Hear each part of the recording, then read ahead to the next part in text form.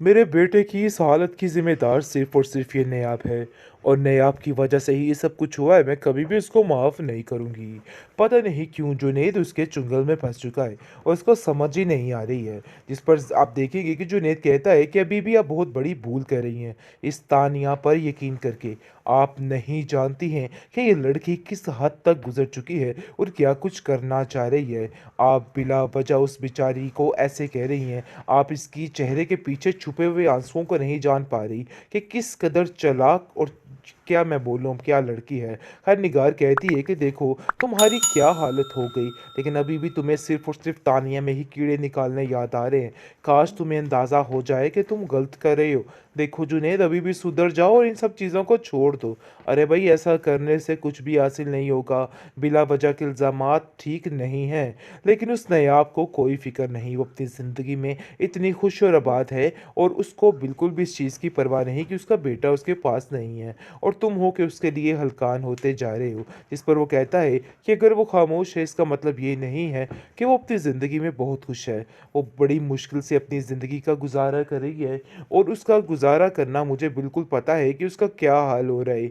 मुझे खुद यकीन है इस चीज़ का, लेकिन दूसरी तरफ नायाब बेचारी का वाक़ई में कोई हाल नहीं है। वो बेचारी रोती चीखती चिल्लाती रहती है, लेकिन किसी को किसी की बात का असर ही नहीं होता। सबसे बुरी बात तो ये हुई है कि जो उसके घर वाले उससे खफा हो चुके हैं और उसको कहते हैं कि निगार बेगम बिल्कुल ठीक कहती थी कि तुम्हारा ही ठीक नहीं हिसाब किताब। काश हम उसी वक्त उसकी बातों को यकीन कर लेते तो आज नौबत यहाँ तक ना पहुँचती, लेकिन हमने उसकी एक नहीं सुनी और तुम्हारी बातों का यकीन करते रहे।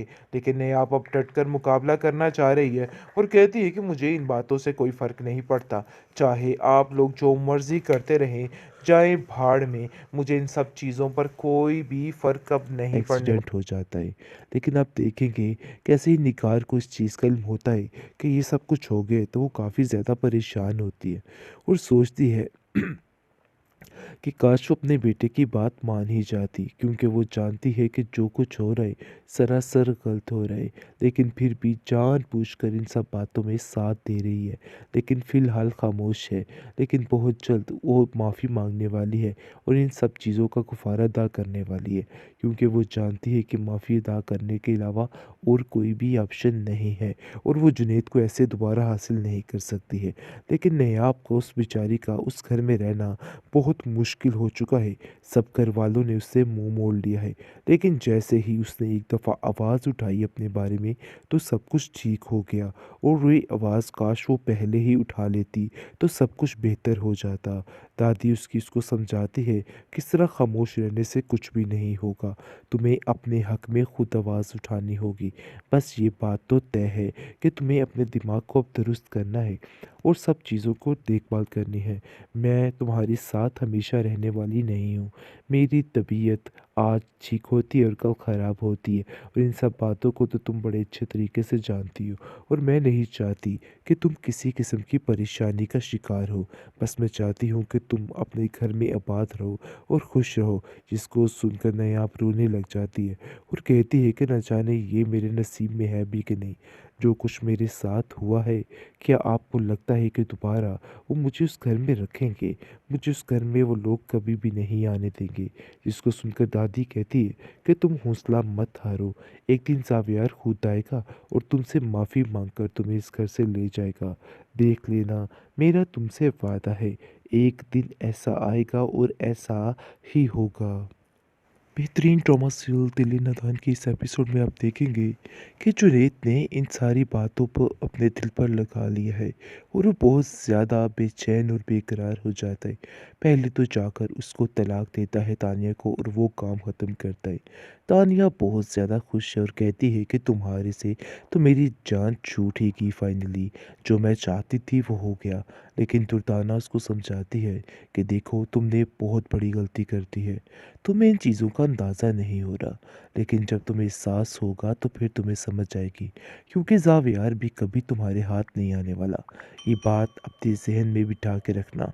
तुम अगर ये समझ रही हो कि ज़ावियार तुम्हारे हाथ आ जाएगा, तो ऐसा नहीं होने वाला है। यानी कि अब जाकर समझ आएगी तानिया को कि उसने क्या कर दिया है।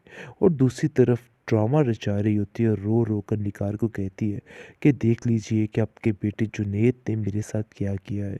अब इस चीज़ का कैसे आप सारा कफ़ारा भुगतेंगी और क्या करेंगी? आगे से वो कहती है तुम फ़िक्र मत करो, बहुत जल्द इस नायाब की जान भी इस घर से छूटने वाली है। तुम्हारा सारा मकसद पूरा होगा, तुम्हें मैं इस घर की बहू ज़रूर बनाऊँगी और ज़ावियार तुम्हें ज़रूर मिलेगा।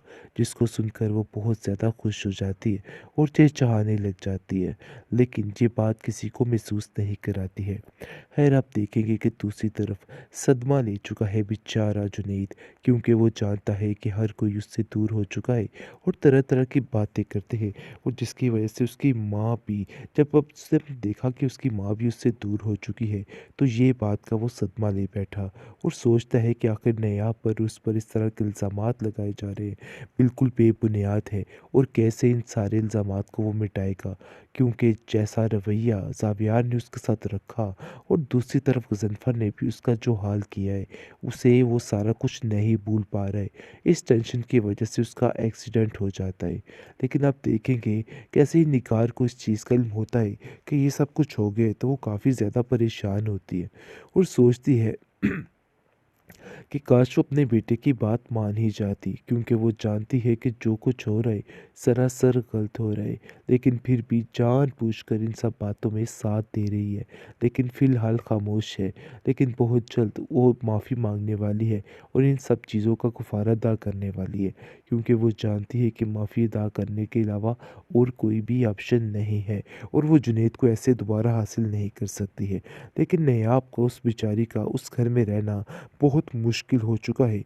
सब घरवालों ने उससे मुँह मोड़ लिया है।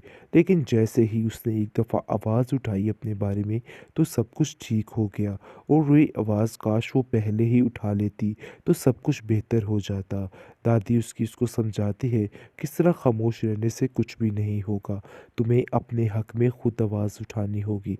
बस ये बात तो तय है कि तुम्हें अपने दिमाग को अब दुरुस्त करना है और सब चीज़ों को देखभाल करनी है। मैं तुम्हारे साथ हमेशा रहने वाली नहीं हूँ। मेरी तबीयत आज ठीक होती है और कल ख़राब होती है और इन सब बातों को तो तुम बड़े अच्छे तरीके से जानती हो और मैं नहीं चाहती कि तुम किसी किस्म की परेशानी का शिकार हो। बस मैं चाहती हूँ कि तुम अपने घर में आबाद रहो और खुश रहो। जिसको सुनकर नयाब रोने लग जाती है और कहती है कि न जाने ये मेरे नसीब में है भी कि नहीं। जो कुछ मेरे साथ हुआ है, क्या आपको लगता है कि दोबारा वो मुझे उस घर में रखेंगे? मुझे उस घर में वो लोग कभी भी नहीं आने देंगे। जिसको सुनकर दादी कहती है कि तुम हौसला मत हारो। एक दिन ज़ावियार खुद आएगा और तुमसे माफ़ी माँगकर तुम्हें इस घर से ले जाएगा। देख लेना, मेरा तुमसे वादा है, एक दिन ऐसा आएगा और ऐसा ही होगा।